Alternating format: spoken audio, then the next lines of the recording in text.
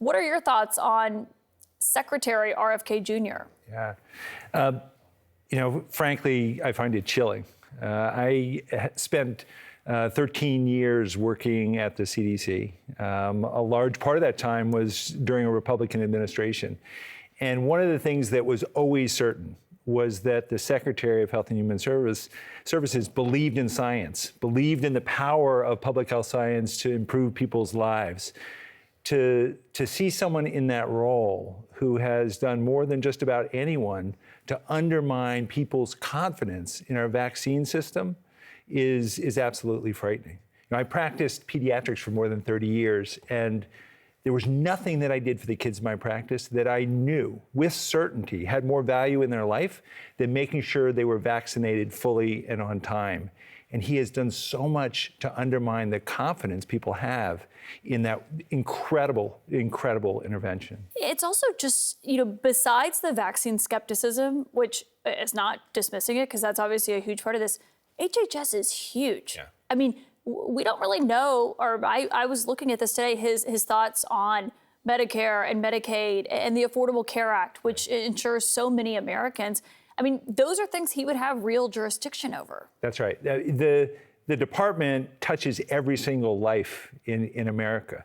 If you're elderly, you've got Medicare. If you have low income, you have Medicaid. If you have disabilities, you're getting services and support from HHS. And I haven't heard him talk about those issues. And I think it's really important that people ask those questions to know where he stands on that.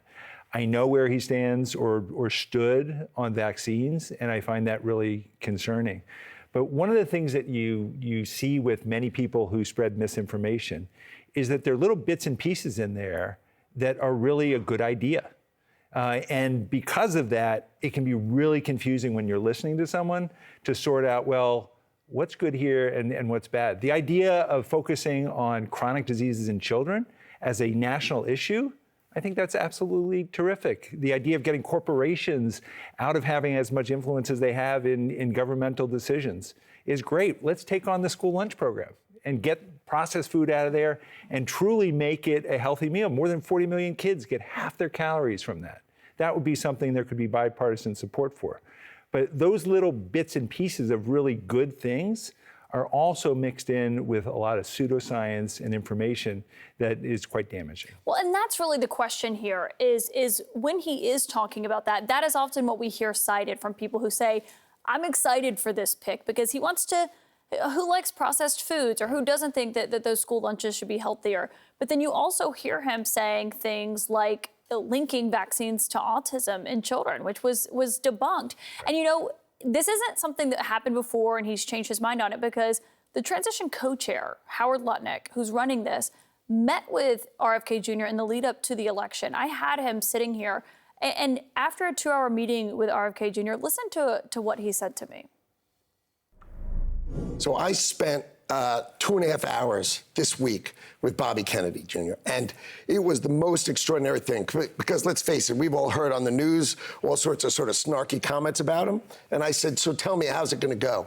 And he said, why don't you just listen to me explain things? And what he explained was when he was born, we had 3 vaccines and autism was 1 in 10,000. Now a baby's born with 76 vaccines.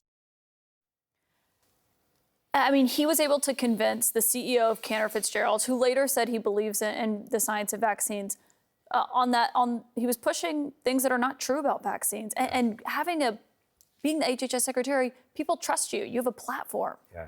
The idea that receiving vaccines would be parental choice scares me.